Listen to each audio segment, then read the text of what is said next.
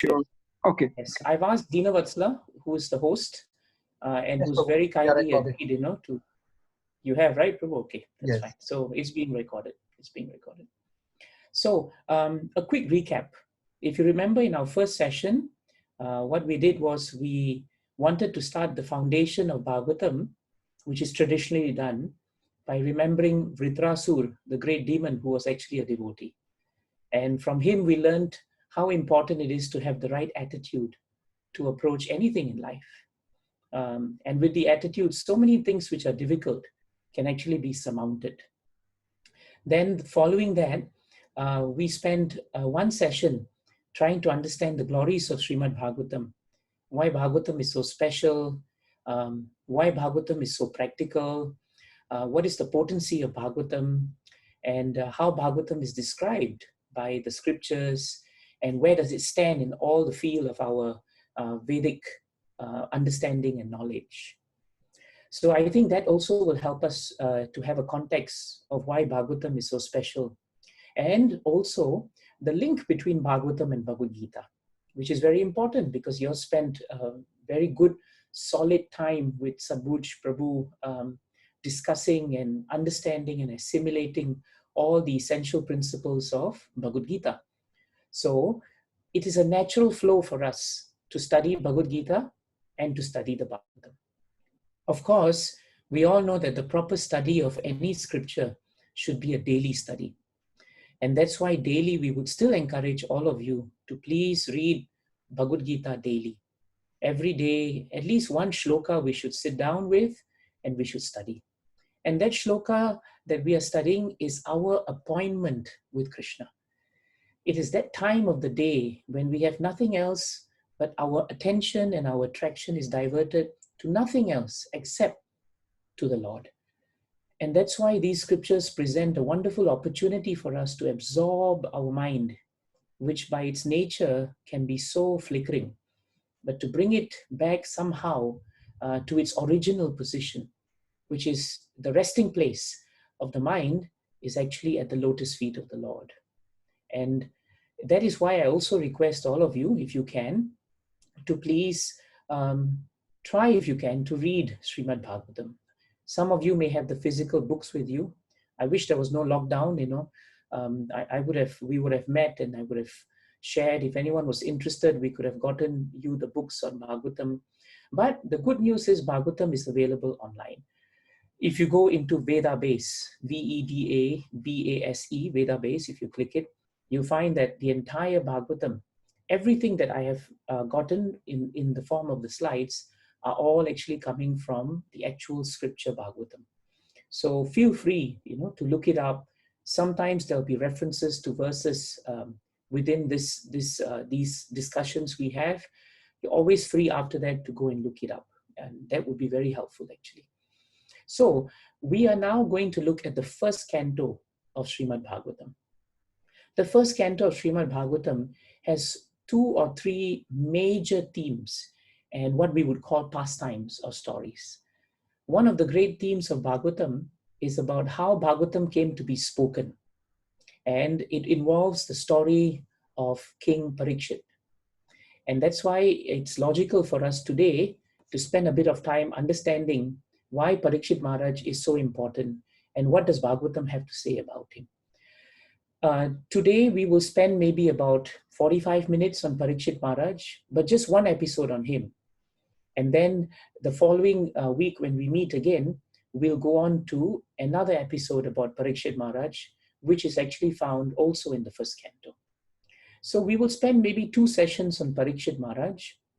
And then we will also look at the appearance and history of Narada Muni, because he is also extensively spoken about in the first canto of Srimad Bhagavatam. And then, of course, we should also look at 2 other great personalities in Bhagavatam first canto.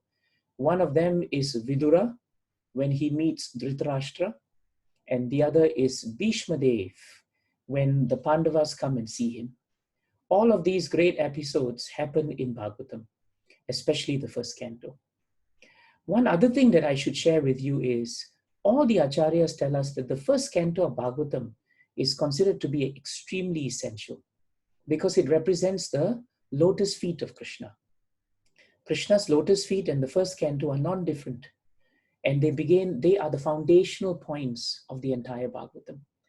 In fact, our acharyas tell us that if you study the first canto and the second canto of Srimad Bhagavatam, and you never had a chance to study any other part of Bhagavatam, they are considered complete.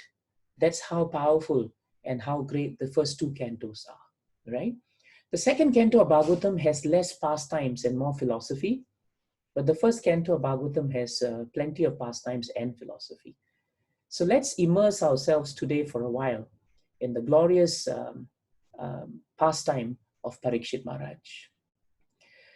I'd like to start this discussion with a very important statement that Yudhishthir Maharaj makes actually. He makes it in Mahabharata. And he makes it because someone, actually it was the Yaksha, who was none other than Dharmaraj, who asked him in disguise, what is the most wonderful thing in the world? And he says that the most wonderful thing in the world is every day someone is dying somewhere. Yet those who are alive think that they shall actually live forever. And that is actually the most wonderful thing in the world. If you think about it, it's true. Every day we find that, people around us are just leaving. And yet if we were to attend somebody's funeral, or if we knew someone, we feel a great sense of loss, sympathy, pain. But very seldom does it strike us that our turn is also going to come. And that is the most amazing thing in the world, Yudhishthira Maharaj says, because we forget that we are also fallible and that our time is also limited. I bring this up because Prakshit Maharaj eventually had very little time in his life. How he used it is very important for us to understand. This is the inexplicable power of death, Bhagavatam says. It is unseen, it is unheard. You never see death until it comes. Sometimes death is preceded by illness. But even then, the actual time when it comes is very difficult to see.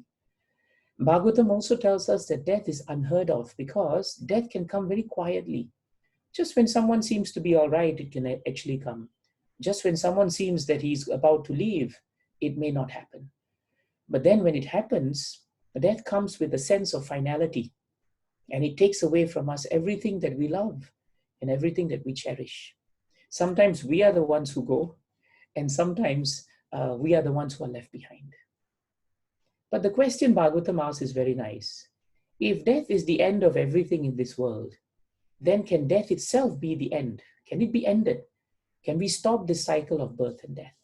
This is an important question.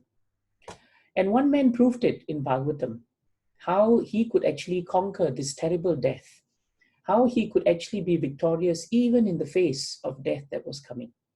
And that is the great Emperor Prakshit Maharaj, right? So that is the story of Prakshit Maharaj that we want to understand. The story of Prakshit Maharaj actually starts when the Mahabharata war was coming to an end. If you remember, the Mahabharata war was actually between the righteous and the virtuous Pandavas, who were great devotees of the Lord. And then, of course, there were the Kauravas. And the Kauravas opposed all the religious principles that Krishna had established. If the Kauravas had come to the kingdom and won the war, then the whole world would be plunged into what we call irreligiosity. Dharma would actually not be present. So at the end of a very powerful and bloody and heavy 18-day war, the Pandavas emerged victorious. They won the war. But even though they won it, Bhagavatam first canto tells us that Yudhishthir Maharaj and his brothers did not feel the happiness that you would feel when you win a victory, especially if you were the Kauravas. Why did they not feel that? Because Bhagavatam tells us that they approached the war not in the sense of victory the way we would see it as a materialist. They were not hungry or lustful to kill people. They did it with great reluctance, but they realized at that point of time that they had to execute a higher duty. And being great devotees of the Lord, they were never interested or attached to the outcome of the war. They did not win the war to win the spoils of their battles and to get much riches. No, the Pandavas were very content living so many years in exile. They were simple people. So winning the war was not everything for them. Millions of soldiers, Bhagavatam tells us, died on the battlefield.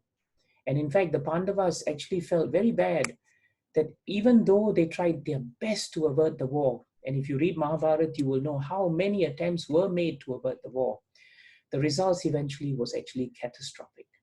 It was a really difficult war. So when the war was almost ending, one thing was happening. There was one great warrior during the war who actually died very unfairly on the battlefield, and that was Abhimanyu. Abhimanyu was actually one of Arjuna's sons. And if you remember the battle of Mahabharata, Abhimanyu was one of the few who actually possessed the skill to break through one of the great formations on the battlefield that was instigated by the Kauravas. Unfortunately, once he broke that formation and went inside, Jayadratha, one of the kings on the side of the Kauravas, he actually cut him off with his own formation. And Abhimanyu was left like a deer would be left to all the lions in the den. And even though he was one person, he fought off all the Kaurava clans who were surrounding him. And generally in Kshatriya code, we fight 1-to-1. But in this case, Abhimanyu was surrounded by many strong warriors. And even though he fought very bravely, his life was lost. And when the warriors found out that Abhimanyu died, it was a very sad day for them. And it was very sad, even more so for his wife, who now became the widow. And she was actually Uttara. At that time, Uttara was already pregnant with an unborn child. And this child would become the descendant of the Pandu dynasty. And when she heard this news, she was actually devastated. But that was not all. Even though the Kauravas were decimated, Ashwatthama, who was actually siding the Kauravas, he was still alive. And he wanted to avenge the death and the loss of the Kauravas. He was very close to Duryodhana. And he thought that if he ended, Ashwatthama thought that if he ended the entire dynasty of the Pandavas, then Duryodhana would become happy. So in the middle of the night, Bhagavatam tells us, he crept into the tent where the 5 innocent sons of Draupadi were sleeping. And in their sleep, these young boys, he actually slayed them. He killed them. And after killing them, he came out and he went to Duryodhana, who was about to leave his life. And he actually told Duryodhana at that time that, I have good news for you. I have wiped out almost practically all of the descendants of the Pandavas. So even though they have won, their victory is considered hollow. Duryodhana, even though he was so envious of Arjuna and the Pandavas, he did not approve of what Ashwatthama did. He said to Ashwatthama that you should not have done that, because a Kshatriya will never kill innocent children in their sleep. And you don't understand that at the end of the day, the Pandavas are still part of the Kuru dynasty. And to wipe out the entire seed of the Kuru dynasty is not beneficial to anyone. So Ashwatthama was very shocked. But even then, his lust to slay and finish off the dynasty of the Pandavas overrode even Duryodhana's sentiments. And Bhagavatam tells us he then left Duryodhana and he dispatched what we call a Brahmashtra weapon. The Brahmashtra weapon, when you read Mahabharata and particularly in Bhagavatam, it is described as very close to what we would call a nuclear weapon today. Except that in nuclear weapons, you have to have a whole paraphernalia to launch it. But in Bhagavatam, it is stated that the Brahmashtra was launched through the words of mantras. And the Brahmashtra weapon was so powerful. It was not only powerful, but it was very, very focused. If it wanted to slay a particular enemy, it was like a guided missile. It would not destroy anything else. Whereas the nuclear weapons of today will wipe out everything just to kill a small target. So Ashwatthama knew how to do it. So he dispatched a powerful Brahmashtra weapon because he learned that though he had killed the 5 sons of Draupadi, there was one more person left. And that was the unborn child of Uttara. And this son, if he lived, he would actually become the heir to the Pandava dynasty. So the Brahmashtra was released and it was a powerful weapon. And it was coming at very, very fast speed towards the place where Uttara was. Now, where was Uttara at that time? This is a beautiful picture actually. It shows Kunti Devi standing there next to Krishna. And then next to Kunti Devi, there's another lady, a bit shorter, she's Uttara. At the time when the Brahmastra was released, and many of the funeral rites for those who had passed on were done, Krishna, who was with the Pandavas, prepared to leave Hastinapur, and he wanted to go back to Dwarka. As Krishna began seating himself on the chariot, Kunti Devi would come, and later Kunti Devi would sing beautiful prayers, of devotion and appreciation to Krishna. But just before that, after he blessed the Pandavas, he seated himself on the chariot, and he was about to leave when Uttara came hurrying towards him, and she, fearful, Bhagavatam said. When she looked very fearful, she started singing a very beautiful shloka or prayer to Krishna. This is the beauty of devotees. When devotees are in difficulty, their immediate instinct, is not just to find a material solution to what appears to be a material problem. The instinctive nature of a devotee, because the devotee is so firmly attached to God, is actually to take shelter of the Lord, to pray to the Lord for strength, to connect with the Lord. And these prayers from Bhagavatam, they're very powerful because these prayers represent all the devotion that are actually invoked by the devotees. And that's why when we also chant these prayers, you will find that in difficult times when you also chant these prayers become of immense strength. Sometimes very logical people whom I've discussed Bhagavatam with and who have even no faith in God, they just take up a process of experiment, because I tell them sometimes you should chant these prayers when you're in difficulty. And they actually try it. And surprisingly, after a week or two, they call me back and they actually say that, you know what, we did not even understand what the prayers were. We just read the meaning of them. But when we chanted them because we were in a state of anxiety or what, somehow subtly, we found some solace in the prayers. Why? Because prayer doesn't need a language. What is the language of all living entities is the language of love and devotion to their supreme creator. And the fact that in this world, everyone wants a soft corner. To get a soft corner in this world is very difficult. We live in a tough world. And sometimes, even if we want to be soft and gentle and compassionate with someone, conditioned, it's very difficult to be that way. But Uttara realized that there was no soft corner in this world and no one to protect her and the unborn child except the Supreme Lord. So instead of running here and there and trying to find out something material, she first turned to the source of all sources. And she chants a beautiful prayer. Pahi pahi mahayogin deva deva jagatpate nanyam tvad abhayam pashye yatra mrityu parasparam. Pahi pahi mahayogin deva deva jagatpate nanyam tvad abhayam pashye yatra mrityu parasparam. So she sang with great feeling, and the meaning is so nice. O Lord of Lords, Lord of the universe, you are the greatest of mystics. Please protect me, for there is no one else who can save me from the clutches of death in this world of duality. It's a simple prayer, but actually it encompasses all the philosophy of Bhagavatam. That the Supreme Lord is the Lord of all lords, Deva Deva, and he's the Lord of the universe, Jagat Pate. And she says, please protect me, for there is no one else who can save me from the clutches of death in this world of duality. This world is considered a world of duality because everything in this world has two sides to it, but it's two sides of the same coin. Whatever happiness you have today, tomorrow that same happiness can be followed by misery. One person you can love very much, but the same person can turn around and cause you so much pain. Everything is dual. A source of happiness today can become a source of anxiety tomorrow.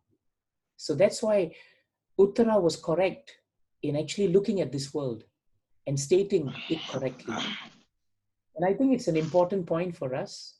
It's good for us to understand the nature of the world we live in, or at least to think about it.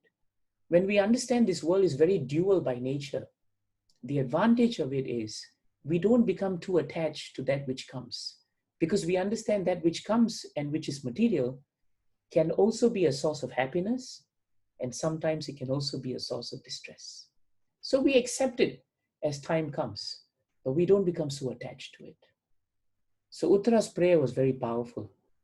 And when she chanted the prayers, at that same time, the Pandavas who were around her, by the way, they also found out that the Brahmastra was coming. Now, Uttara was in the presence of the greatest heroes and warriors, the Pandavas. She didn't turn to them. They were the uncles, so to speak, and one of them was the father of her husband, who was now passed away. She could have turned to them, but she realized that even their strength was coming from Krishna. So the Pandavas armed themselves with weapons, and they began to get ready to counteract the Brahmastra weapon. But they realized that this weapon was coming so fast, it was so powerful, that they wouldn't have time to check it, or nor would anyone in this universe check it. And they realized at that point of time that they could be too late to save an innocent child in the womb of Uttara. At that point of time, when Krishna heard Uttara's prayers, what did he do? Very wonderful point. Krishna was standing in front of Uttara, and Bhagavatam says Krishna is also Paramatma. He's also in the hearts of everyone. So even though he was outside, present as the feature known as Bhagavan, he was in the heart of Uttara. He was also in the heart of the unborn child, because the child has consciousness the moment the seed is formed. But he was so powerful that he went into the womb of Mother Uttara, and using his Sudarshana Chakra, he then personally protected the embryo that was growing inside from the great power of the Brahmastra. And when he did that, even though the Brahmastra weapon was so powerful, it was foiled, especially when it came specifically for Uttara and specifically for the child. Why? Because the strength of the Supreme Lord cannot be matched by any Brahmastra in this world. The Lord is the source of all sources, and that is why this little unborn child was saved very, very early in its life, before it even came to this world. And this is the special protection of Krishna. Sometimes people ask, the Supreme Lord, why did he display such special affection for this boy who would grow up to become Parikshit? Even before he was born, what was so special about Prakshit Maharaj? There was one reason Bhagavatam gives us. Bhagavatam tells us this child was already a devotee when he was conceived in the womb of Uttara. Why? Because the moment Uttara was always a devotee of Krishna. And even while the child was growing in the womb, she did nothing but hear about Krishna, speak about Krishna. She remembered Krishna's pastimes. She chanted his names. She sang. So even though the child was unborn, Bhagavatam tells us the consciousness of the child can actually be developed and molded even while it's in the womb of the mother. And well, tests today, even material studies have proven that fact. When you play soothing music, it is supposed to help the child. My wife was pregnant twice, and I saw how the effect of disturbance could actually make the child move more. I also realized how when my wife was chanting and reading, we could sense that the child would be peaceful. And that's why our spiritual master also told us that it's very important, even before the children are born, that we give them the proper consciousness, the proper consciousness. When we read the third canto of Bhagavatam, we will study more about the unborn child. But rest assured that Bhagavatam is so powerful, Krishna is so powerful, that Krishna knew that this child was already a devotee because his mother was a devotee. And Uttara was a devotee from the start. And because she was a devotee, devotional service is so powerful that it was transmitted. So because the child was already a devotee, the Lord has taken a very important promise in the Bhagavad Gita And I think you all have read famous verses in the Bhagavad Gita, where Krishna declares that his devotee can never be vanquished. Never. And his devotee is always protected. Krishna also had great faith that this boy would grow up to be a great and loving child, and a great warrior and a great king.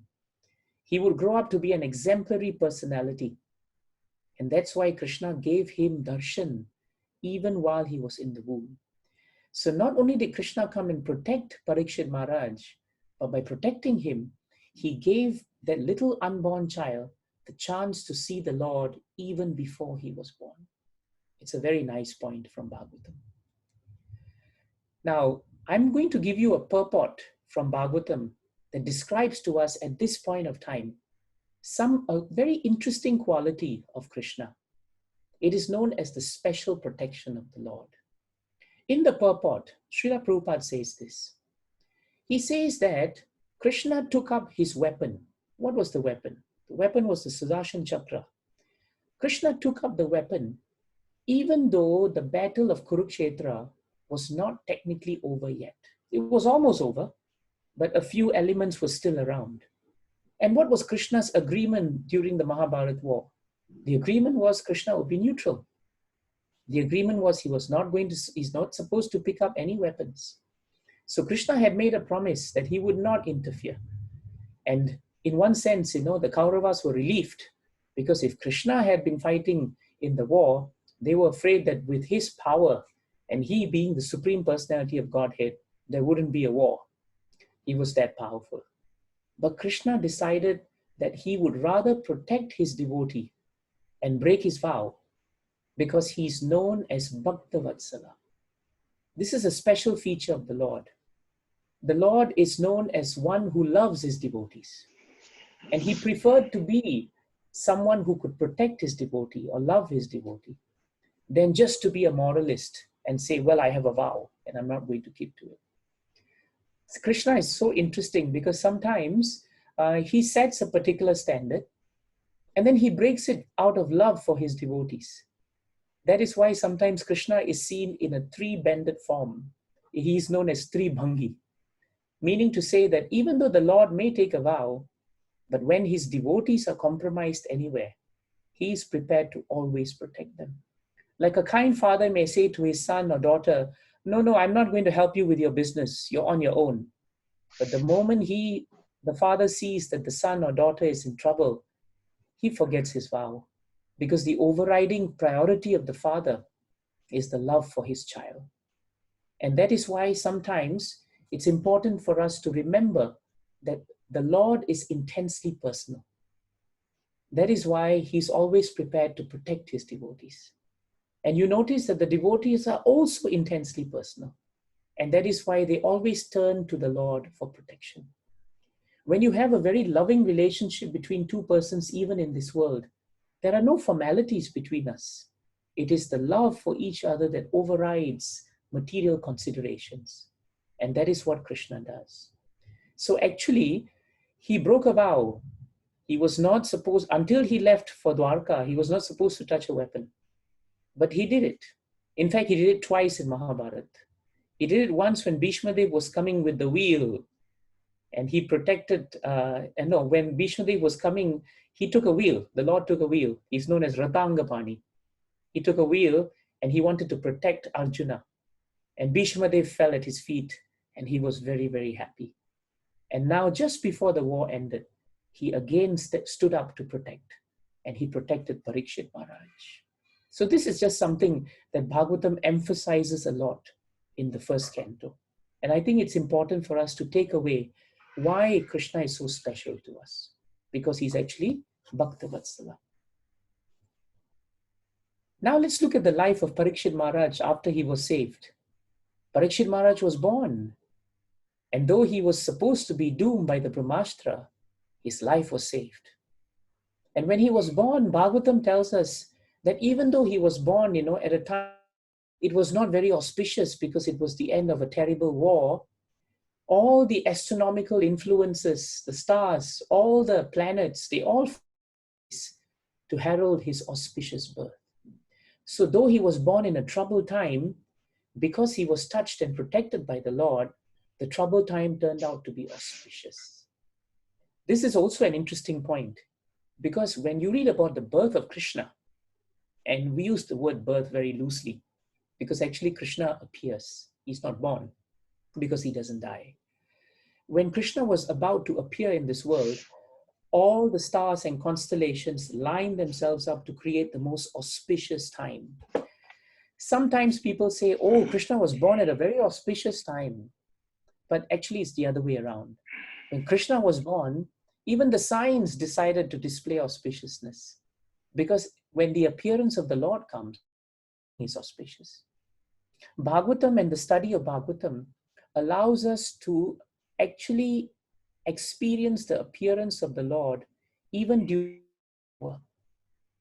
this time between 3 and 4 o'clock is very special for us, because by hearing about Krishna, Krishna has appeared in our hearts. Krishna has appeared on our tongues. So the appearance of the Lord is not on Janmashtami only. Every time we are connecting to Krishna by hearing about him and his devotees, by doing that, we are actually invoking his appearance. And during that time, everything, which is why you will find that when we are hearing about Krishna, no matter how much anxieties we may have in our hearts, how many deadlines we have, how many meetings we have later, they're all put aside. And we are able to be very peaceful, very blissful. People in the world may think you're just hearing a story. This is storytelling. But because we understand this is transcendental, these are stories, but they're very, very beautiful and they're very powerful. So all the great sages and the astrologers, they blessed Parikshit Maharaj. And they said that he would be as great a king as Lord Rama. He would be as great a king in patience as Bali Maharaj. He would be as staunch a devotee as Prahlad Maharaj. And he would be as generous as another great devotee known as King Rantideva. What did Parikshit do as he grew up? First canto Bhagavatam tells, no matter what he was doing, he was trained to become a king. But Parikshit Maharaj's life was defined by one thing. It was defined by that time when he took darshan of the Lord in the womb of his mother. And the Lord gave him the blessing to remember that darshan. You see this beautiful picture here? This is the picture based on the description of Bhagavatam of how the Lord appears in the heart as Paramatma. And any one of us just looking at this form will become so pleased. And Parikshit Maharaj had the chance to see the Lord when he came inside to protect him. And so Bhagavatam tells us, no matter what he was doing, at the back of his mind and at the back of his heart, Parikshit Maharaj was always contemplating on Krishna. And he could never forget Krishna in any circumstances. Sometimes people say, how can we remember Krishna all the time? I mean, we have work, we have things to do, it's true. But the way to remember Krishna is actually to always deeply spend some time with him. That's why in the morning, for example, we sit down and we chant Krishna's names. If you chant and meditate on the Lord for an hour a day, for example, half an hour a day, for example, you'll find through the day, even as you're doing your work, somewhere Krishna always is at the back of your consciousness. And this is how Krishna becomes part of our lives. We may be performing something, but we know who we are performing it for. We become keenly aware why we are here and what is the reason why we should be here. This is Parikshit Maharaj. The name Parikshit is very important. Parikshit means to examine. In Sanskrit, Parikshit means one who examines or to examine. Parikshit also means to be examined. Parikshit Maharaj's life would become an examination. And we'll speak about his life as an examination in the next discussion, because that was when he would be tested. But at the same time, there's another meaning to his name. The meaning to his name is not only would he be tested and examined towards the end of his life, but he was always in the examining mode. Why? Because he had seen Krishna, he was always contemplating deeply within himself whether he was qualified to receive Krishna. He was always examining himself to make sure that he would always be the proper receptacle to receive the mercy of the Lord. And that is a very important thing for us. Our life is so externalized that very often it's so difficult for us to sit down and look at ourselves, examine ourselves. Prakshit Maharaj did not examine the lives of other people. If he did, then he would become critical, criticizing, he would find fault, but he never did that. Instead of looking at other neighbors' gardens, as the saying goes, he looked at his own garden and he made his garden perfect. That was the greatness of Parikshit.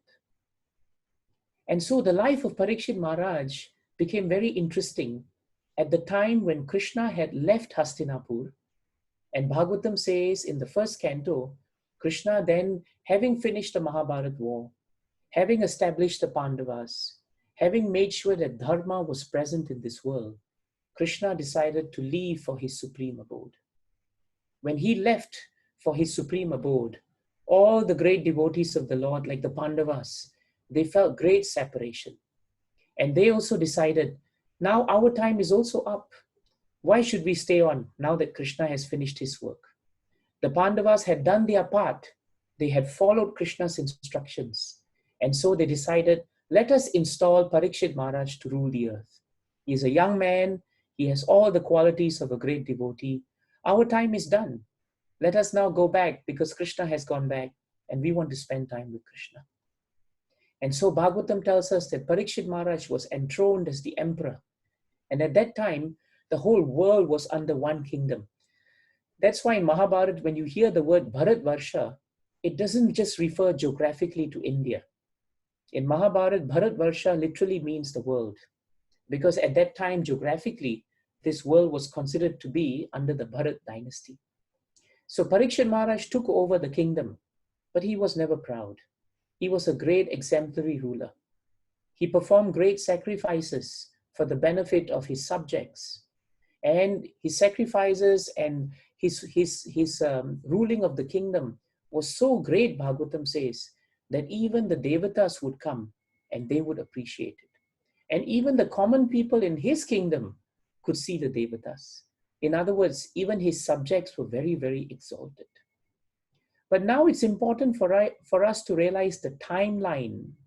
Remember, we spoke about Bhagavatam and the difference between the timeline of Bhagavatam and the usual timeline as we know. Krishna appeared in the Dwapara Yuga. And when he spoke the Gita and finished the Gita, that was the time when Kali Yuga was actually coming. And that is why this concluding portion of our time together looks at how Parikshit Maharaj, after being installed as a king, how did he receive a new age that came? Because as soon as Parikshit Maharaj came to the throne, the time of the Yuga changed. Dwapara Yuga had finished and Kali Yuga was coming. And this new age, Kali Yuga, it would last 432,000 years. That's the calculation. And we calculate that at least 5,000 plus years have actually passed since Krishna departed from this world. And so when Parikshit Maharaj came, the age of Kali came. Bhagavatam tells us that the age of Kali is a very interesting age. Just like each age, each yuga is characterized by some great quality. In Satya Yuga, for example, the word Satya means that everything was very, very truthful and honest. Everything was very perfect at that time. In Treta Yuga, things were just a little bit lesser. But still, Treta Yuga was defined by great, powerful personalities who were still very pious. In Dwapara Yuga, when Krishna was here, there were already many demonic elements that Krishna had to take care of. And just when Krishna was leaving and Bhagavatam was going to come, Bhagavatam will come soon, because Parikshit Maharaj will sit down very soon to hear Bhagavatam, Kali had already come. And Kali Yuga is the age which is defined by two words, quarrel and hypocrisy. Quarrel and hypocrisy. The greatest challenge that Parikshit Maharaj faced was when, as he moved around his kingdom, he started hearing of this personality. Someone was infiltrating his state, his kingdom. And instead of speaking the glories of Krishna, this personality was spreading quarrel and hypocrisy. Now, Parikshit Maharaj was a great king, and he realized that this Kali had to be stopped. He also found out that there were 4 powerful symptoms of Kali that Bhagavatam describes. And these 4 symptoms of Kali would actually manifest in 4 different behaviors. We call them principles of living. Kali, the age of Kali is characterized by what we call illicit connection with the opposite gender. Meaning that where there is no need for us to mix with the opposite gender outside of marriage, that becomes something very commonplace. There Kali was living. Parikshit Maharaj realized that in all the other yugas, even if there was an eating of meat, the eating of meat was actually very controlled according to certain scriptures. It was not indulgence, but in Kali Yuga, it would become indulgence. Then he found that there was also a lot of activities which were on the realm of speculation, and that was characterized by gambling. And finally, he found that intoxication by way of liquor and beverages was becoming so powerful within the kingdom, and that was never there before. And when these 4 symptoms of Kali came, they corresponded in a very interesting manner to the deterioration of 4 very important values, which were prominent in the last 3 yugas, but which began to take a dive in Kali Yuga. And these are the 4 pillars of spiritual principles: cleanliness and purity, mercy, truthfulness, and austerity. If you look at the slide, you find Bhagavatam tells us that each one at the top is connected to the one at the bottom. The moment we start indulging in relationships which destroy the framework of morality, the cleanliness and purity of our consciousness is affected.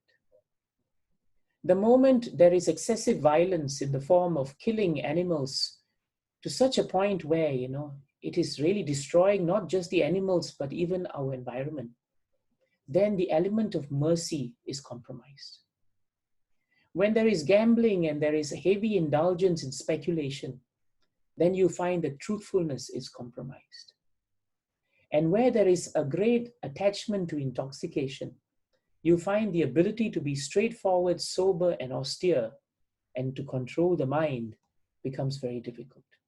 An intoxicated person is a person who finds it difficult to control his or her senses. So Bhagavatam tells us that these 4 spiritual pillars, they become compromised in the form of the habits that we may take up in this day in life. And that's why Bhagavatam tells us that if we regulate our lives in such a way that these 4 symptoms of Kali become reduced, and eventually extinguished, then these 4 principles, which are so important for spiritual elevation, they will increase and increase and increase.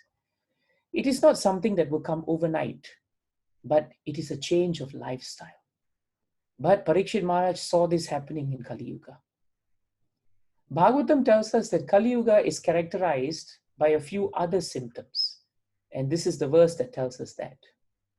It is stated here that in Kali Yuga, men, meaning men and women, will have short lives. In fact, in Satya Yuga, they live thousands of years, thousands and thousands, hundreds of thousands of years. In Treta Yuga, a little less. Dwapara Yuga, a little less. And in Kali Yuga, maximum Bhagavatam says someone can live is 100 years actually. They will be quarrelsome, lazy, misguided, unlucky, and above all, I like this one, always disturbed. Sometimes people say, I don't quarrel so much. I'm very hardworking. I'm not misguided. I think I have luck on my side. But at the last point, they'll say, yeah, this disturbance comes very often. It comes very often. So Kali actually came into Parikshit Maharaj's kingdom. One day, Bhagavatam tells us, Parikshit Maharaj was wandering the earth and he was looking for Kali.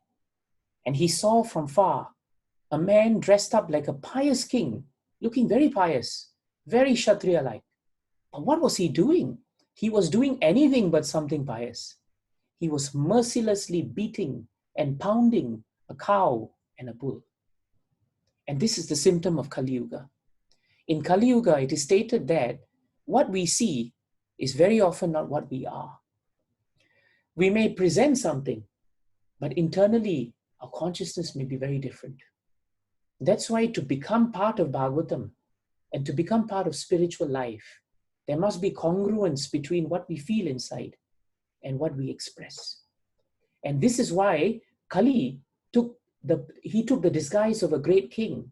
He looked like he was a king, but his actions were anything but a king. Prakshit Maharaj stopped his chariot and he saw that the bull had tears in the eyes. She was distressed and weak. He looked at the bull and he saw the bull had lost 3 of his legs. They were all gone.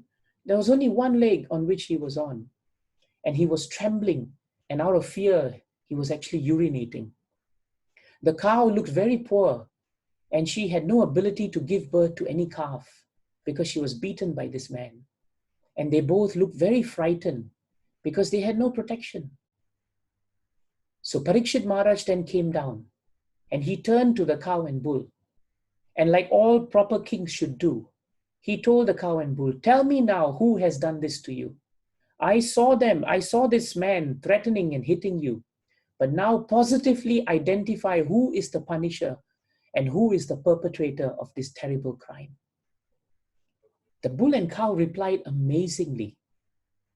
They looked at each other and they said, "My dear king, who is the cause of all these things?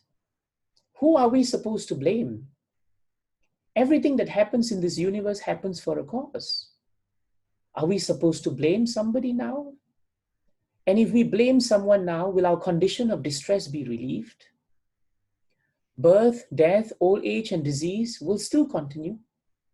Will we be able to come out of that just by pointing the finger at someone? I think it is better that we tolerate this difficulty and take shelter of the Lord. And you do what you have to do as the king, because we would rather spend this time infusing ourselves by remembering and chanting the glories of the Lord." Very amazing point the bull and the cow did. If I was the bull or the cow, I would say, "That's him, that's him, that's him." That's positive identification. But they were not interested because they realized that even if I point that he's the wrongdoer, tomorrow there'll be another wrongdoer. And tomorrow we'll blame somebody else. In this life, the moment we come, the symptoms of Kali are there. Why don't I and the bull use the time to remember Krishna? The moment they said that, Bhagavatam says that the cow and the bull became very peaceful, despite the challenges of their material bodily condition and situation. So what does Prakshit Maharaj do? Now, this is a very nice point. Who are you? He turns to Kali. You appear to be very strong, and yet you dare kill or try to kill someone within my protection. These are helpless persons. You appear like a godly man, but your deeds are just opposite to the principles of religion. And Prakshit Maharaj, as a Kshatriya, was prepared to vanquish and slay Kali. He got a sword and he was prepared to kill him. But at that point of time, Kali then became very humble. And he turned and bowed himself before Prakshit Maharaj. He abandoned the dress of the king and exposed himself for who he was. And under the pressure of fear, he surrendered to Prakshit Maharaj. Now, in the Kshatriya code, if someone surrenders to you with no weapons, no matter how heinous a crime that person has done, it is important for the king to accept the terms of his surrender and then to mete out some punishment. Prakshit Maharaj was a Kshatriya of the first class order. And so when he saw that Kali had surrendered, he smiled compassionately because he realized that he would not be able to hurt one who is unarmed. And so Prakshit Maharaj then told Kali, "I banish you from this kingdom because you have brought nothing but irreligion. But I allow you to stay only in the following places. Where there is greed, falsehood, robbery, treachery, misfortune, cheating, quarrel, vanity, you go there and you stay." Prakshit Maharaj said, "In your kingdom, there's no such place. Where do I stay then?" Prakshit Maharaj had such a great kingdom. Kali couldn't find such a place. In fact, Kali wanted to establish such a place because he could not find it. Then the king said, "All right, Wherever there is gambling, drinking, prostitution, and animal slaughter, you be there. And Kali looked around and he said, my king, because of the purity of your rule, I don't find a place such as that. And then Kali decided and told him, Parikshit Maharaj then told him, well, if you can't stay in any of these places, then do one thing. Where there is an accumulation of gold and where men are pursuing gold in a very, very greedy fashion, you be there. Because in Kali Yuga, it is stated that when one pursues something for which one doesn't have a need for, over and above what one should have, then greed comes into the heart. Where there is greed, there is falsity. Where there is greed, there will be intoxication. Where there is greed, there will be lust. Where there is greed, we will be envious of others. And where there is greed, we will fight with others. And that is how Kali came into this world. And that is how he stayed. We want to conclude with this very important point.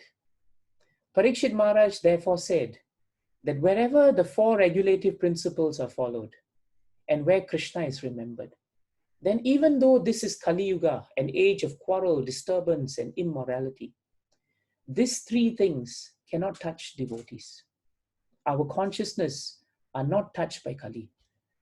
But the moment we become attracted to material opulence, the moment we make material gratification the sum total of our life, then what happens is Kali has this way of creeping in, and he walks in very quietly, stays in our hearts. Some thoughts to take away, which may be very useful for your reflection. The word Parikshit means to examine. And I think it's important for us to think about what we are examining in life and what are we running after in life. We don't realize that all the time we have this tendency to assess things, assess people, and in that way we judge people, we judge things. Sometimes we accuse people of the difficulties we have. But Parikshit Maharaj only examined himself. And because he looked to himself, he was introspective. And introspection is actually the start of spiritual life. We also learn one other thing from Parikshit Maharaj's episode with the cow and the bull, and when he met Kali. There is a deep connection between dharma, following the regulative principles, and actually trying to inculcate virtues like cleanliness and purity, mercy, compassion, truthfulness and straightforwardness, austerity and renunciation. That's why when we speak about Bhagavatam, Bhagavatam should not just be in the air, but we should reflect on whether we can actually inculcate these values, because these values help us to remember Krishna, the way Uttara remembered Krishna, the way Kunti remembered Krishna, the way Parikshit Maharaj remembered Krishna. On a deeper level, Kali is not just about a yuga. Kali is also not about the next person next door. You're not doing this, you're doing that. No. Kali is actually more a state of consciousness. It's not a physical place. Someone could be in the midst of all the difficulties of the world, but because their consciousness is very fixed with Krishna, Kali has not entered their hearts. Kali and Krishna have one thing in common, by the way. Both their names start with K, isn't it? Kali is K, Krishna is K. So we have the decision, actually. We have the choice. Either we want to be in Kali consciousness or we want to be in Krishna consciousness. It's really up to us, actually. So Kali Yuga, a better way to understand Kali Yuga, is not just a technical understanding of how long it is and how it'll go on, but it's more about behavior. And if we avoid certain things that Krishna doesn't want, and we take things up like cleanliness, mercy, truthfulness, and austerity, and try to put it into our lives, then we're actually examining our lives. Then we lead the lives the way Parikshit Maharaj was leading his life. And one last point I think I like is the sober mood of the cow and the bull. It wasn't important for them that, someone has beaten me, now he must be punished. It wasn't important to the cow and bull because they saw what happened to them as part of life. In life, nothing is really fair and things will happen. but it's how we react to them that will really determine whether we are successful in coming out from these terrible difficulties or whether we become consumed by these difficulties. And that's why the mood of the cow and the bull is actually very nicely explained in this last verse I want to share with you before we stop. This verse is found in the 11th canto of Bhagavatam. Bhutai akramyo mano api dhiro daiva vasanugai tad vidvana chale marga anvakshiksham shite vratam. The meaning is beautiful. It's one of my favorite verses, by the way. A sober person, even when he or she is harassed by other living beings, they understand that their aggressors are actually themselves acting helplessly under the control of these material modes of nature. And therefore, that sober person is never distracted from the progress of his own devotional service. This rule I have learned from the earth. And the purport is very nice. Our acharyas tell us that the earth is the symbol of tolerance. And that's what the cow and bull did. If you notice, the earth is constantly harassed, isn't it? People drill into the earth, people explode things on the earth, forests are cut down by the earth, wastelands are created. Sometimes the Mother Earth is soaked by the blood of soldiers, but the earth continues to provide everything for us. She tolerates. So Bhagavatam tells us we must also tolerate the challenges of life. They will come, but we have a choice. Do we just become consumed by these things? Or like Prakshit Maharaj, we examine ourselves. Or like the cow and the bull, we just spend time seeing the hand of Krishna and moving out of it very quickly with our peace and our consciousness. That's all we have today for Prakshit Maharaj. Next week when we come back, we'll look at how Prakshit Maharaj received Bhagavatam and how he was cursed. And that curse would mean that he would have only 7 days to live, and how he would spend that time after he was cursed. Something that we should learn actually from him very much. Are there questions, comments that you would like to share?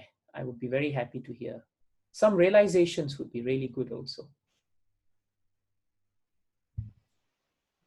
Hi, Devkinandan Prabhu, Rahul here. Yes, Rahul Prabhu. Yeah, so I have a question, and this question is related to kind of the last two slides that you showed.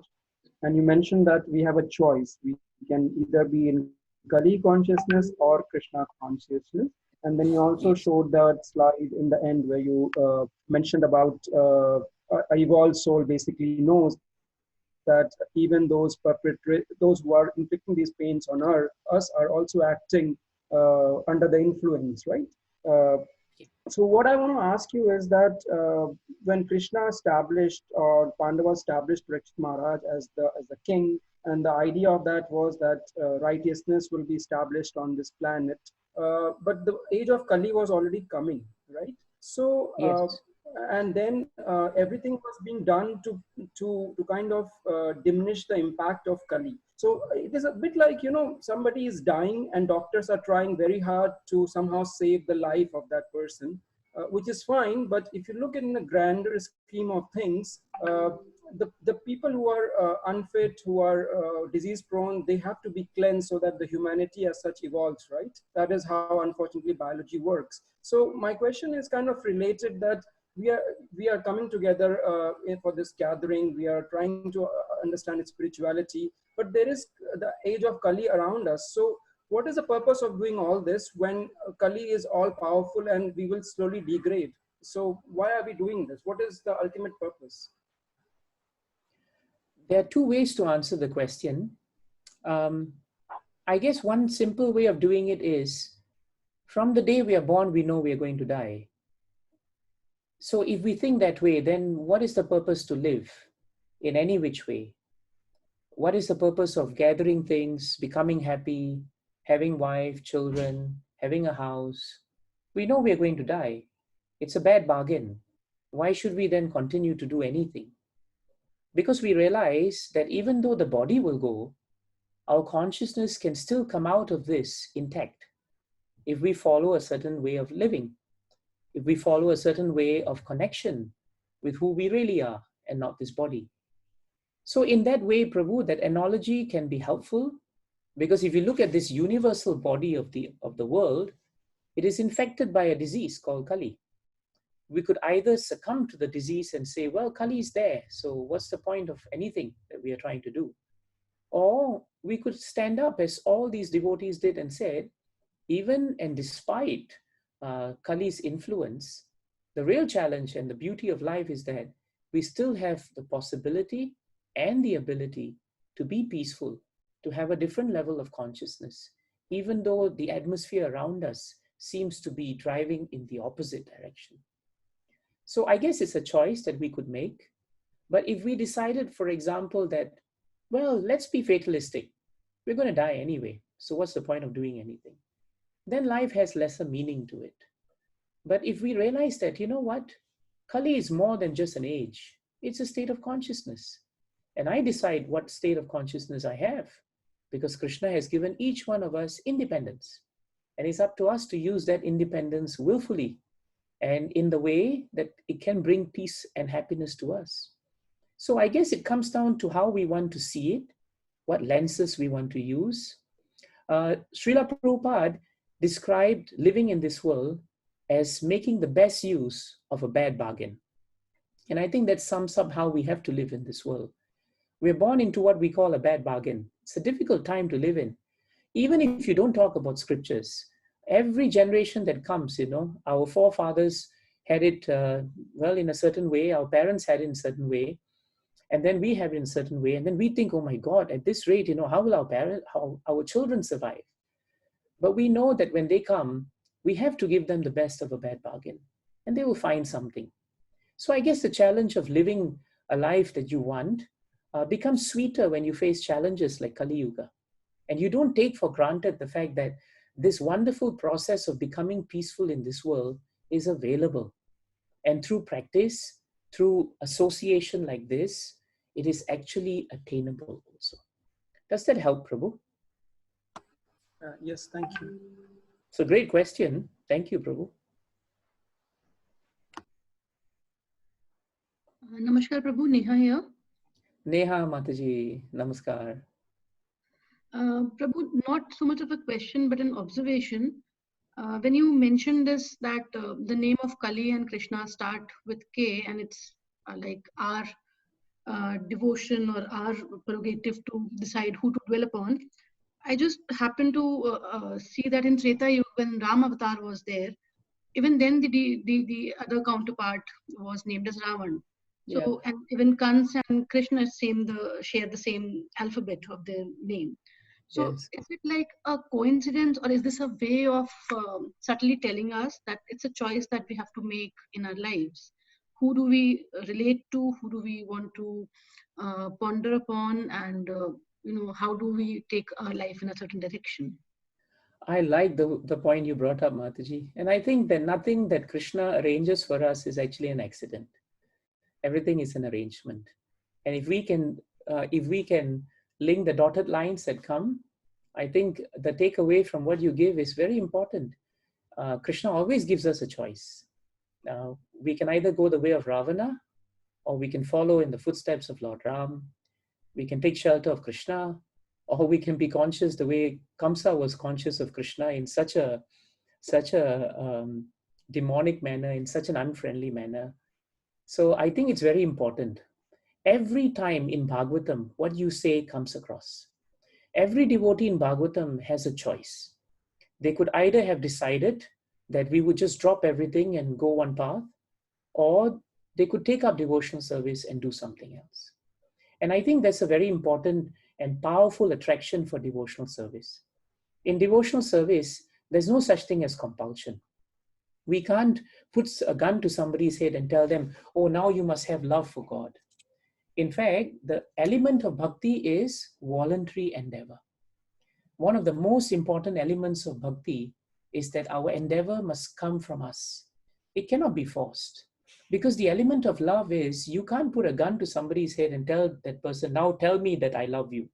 it won't be love, but it must come from the heart, so to speak. So I think what Bhagavatam tells us is very important, and what you say is very incongruent. It's very much incongruence with Bhagavatam, that we all have the ability to decide which way we want our consciousness to go.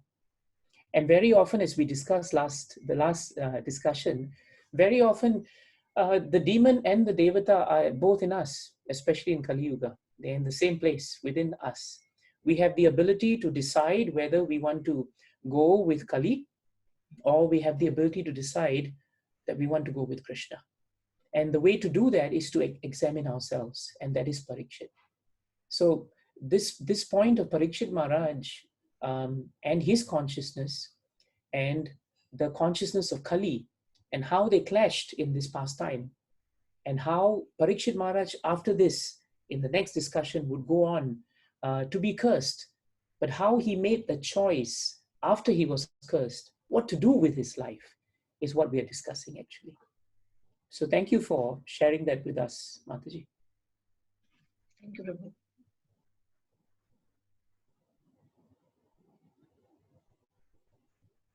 Sadbush Prabhu? Yes, Prabhu. Surely we can hear some realization from you, Prabhu. No, this has been really, really very nice. I mean, the whole session on how, and I'm looking forward to next week, your progress into Prakshit Maharaj's, life, and then how Bhagavatam gets, kind of exposed to us because of, through him and through his pastime of leaving this world. So, but this building up of what he means, and the whole linkage to Kali Yuga, how it started, that's really nice. And I think it's also linking us very practically to this historical time that we're living in. It doesn't look like it's far-fetched, because sometimes when we talk about the past yugas, it is also a little bit trying to perceive those things. But here, we can relate to a lot of things that you said, because 5,000 years in a span of billions and trillions of years is like a speck, right? It's like probably the last few seconds. And historically, it makes it so relevant to us. And right now, what we are seeing is you can relate to all of this, even if it is starting from 5,000 years back, and the way it is progressing. I think if all of us were to just reflect back on everything that you said today as the symptoms of Kali Yuga, particularly that verse on what troubles us, right? We are always disturbed, we are misguided, we are kind of lazy in some way or the other. However hardworking we might be, we are lazy on spiritual pursuits for sure. So all that stuff is so much relatable and making Bhagavatam so relevant for us. I'm sure everybody will agree with that. So this is a really, really, I'm really enjoying this personally. I'm sure everybody else is. So we're looking forward to the progress into when Prakshit Maharaj's the pastime of leaving and how Bhagavatam was delivered. Then everybody will start relating to the entire background of why Bhagavatam came in the shape and form that we are hearing today. Very well. So thanks a lot, Puji. This is really, really nice and very, very systematically presented. So I think the whole stuff right in front of us. I'm enjoying it most actually. I'm relishing this, and I'm thanking all of you for giving me this chance to remember Bhagavatam. Before yes, Prabhu, you have something? No, Prabhu, yes. Diti Mataji. Prabhu, I'm sitting with Bhagavatam as you were taking us a naive question, Prabhu. Is there any tip on how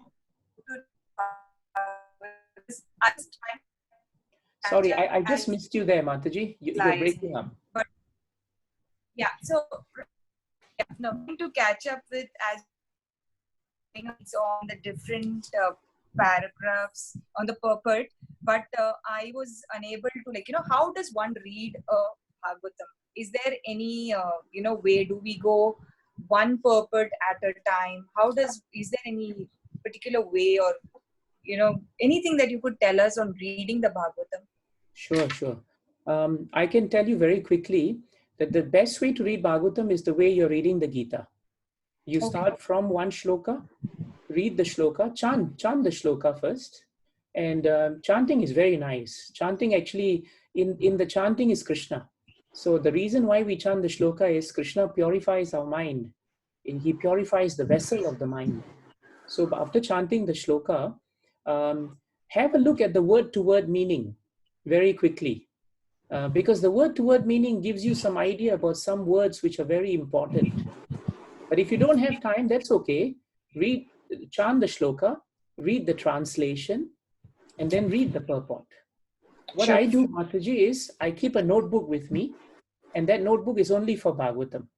So today I will open and I will say 111, because first canto, first chapter, and first verse. So I read the purport, I read the translation. And after reading it, there will be some points in the translation and purport that will actually stand out for you when you read it. And it'll be different for you and different for me. Yes. That one which is open for you is meant for you. It is Krishna speaking to you. So you write it down. I write it down. And after writing it down, for the day, I go back to it and I look at what I've written. And I try and remember the purport and the main points of the translation. The good news is we are all intelligent and we all studied. So we know how to do summaries. We know how to take out the points. So do that for each shloka. And you find that sooner or later, not only are you just reading it, you're actually studying it. And when you're studying Bhagavatam this way with your heart, many realizations will come to your mind and your heart. And these realizations are actually coming from Bhagavatam and coming from Krishna, because they are non-different. So this systematic study, Mataji, really helps. See, in our sessions, I can't do that, because if I did that, we'll probably need 10 years at the rate we're going. Even then, it may not be enough. Some of us may be here, some of us may not be here. But what I'm doing is I'm giving you broad principles. But what you do is very nice. You actually have, I'm so happy to see the first volume of Bhagavatam. And if you don't have any other volume, this first volume is enough. You just read it from point to point. Where you have questions, you can write the question down. You can always share it with me. Sadbush Prabhu will be happy to take you through it, because we are also learning. Every time I read Bhagavatam, every time I read Gita, I'm learning something new, because Krishna is fathomless. He's so deep, there's no end to his depth. So that is a good way to study. Thank you. And be patient, Mataji. Don't be in a hurry. We don't have a quota when to finish. Just we read and we relish. Every shloka is complete. So even if tomorrow, my Guru Maharaj used to say, Devki, even if tomorrow you were to die and you read only one verse, but you read it well, that is the perfection of your life. Don't worry. In the next life, Krishna will give you facility to read the second verse. That is the beauty of bhakti. So take your time, read it, relish it. Is that helpful? Yes, very helpful. Thank you, Prabhu. Thank you so much. No, thank you. Thank you. So I must take leave now because I think I have a class. The good news is, I don't have to travel anywhere. I just sit here and we can do classes. So I have a class. I will just yes, Prabhu. Just one quick point, Prabhu, since you made that comment, just for everybody. Just to reiterate the reading part, we did most of the people who are on the session today, as you know, we have done the Bhagavad Gita overview. We've read a few chapters, we've read a few verses, but the whole idea was to really start reading. So one more time, just appeal to everyone in this time. I know working from home is not easy for most of us. Actually, it's more work than less. We would have thought that there's a lot of free time. Is probably not. But whenever we have some time, just like you said, even one shloka, one verse a day, or from Bhagavad Gita, from Bhagavatam, I think if you read, and particularly Prabhupada's purports, if you read, like you said, even one purport in itself is complete. So I'm just reiterating my request that I had made earlier to the group. So if you could all, I know many of you are doing it, but it'd be nice to almost make it like a disciplined practice, as much as I am trying. So not saying something that I'm able to do myself, but I'm also telling myself at the same time when I'm telling everyone else, is that we should just all try to make it a practice to take some time out and read the Bhagavad Gita and the Bhagavatam. And the opportunity we're getting to understand this from Samlan Devikanandan Prabhu is really a great opportunity for us. But in the meantime, we have to put in our efforts of also reading the scriptures ourselves. Thank you very much. That's why we need you, Prabhu. These are the constant reminders, that we all need. Please continue to be with us no matter where you are. And well, we're still praying you still be in Singapore as long as you can. That's what's happening. Looks pretty much like that. Absolutely. The curse is working. Haribol. Hare Krishna. Thank you so much, Prabhuji. Thank you very much. Thank you. Have a good day, and we'll see you on Friday, Krishna willing then. Let's do it on next Friday. Next Friday. Like tomorrow we might have the Kirtan also from 7. So since Yes, everybody we is have the here, Kirtan for 20 minutes. 7:40 to 8, Devakirana Prabhu will kick this off. We're planning to do a daily Kirtan. As many as of us can come together. We should be unmuting ourselves and hopefully chanting along to the Kirtan. So Devakirana Prabhu will lead us and we will participate just like as if it was like a normal Kirtan we all did. No, we should not be unmuting ourselves. We'll have to sing together in the Kirtan. So that tomorrow we'll try it out first time, 7:40 to 8. And we will in the evening we'll send out the details, the Zoom details. Hopefully, as many of you can, and you can spread it around. It's Kirtan is good for everybody. So whoever can join that will be great. 7:40 p.m. to 8 p.m. tomorrow, starting tomorrow. We try to do it every day. Thank you. Thank you. Thank you. Thank you. Thank you very much. Hare Krishna. Hare Krishna. Hare Krishna. Hare Krishna.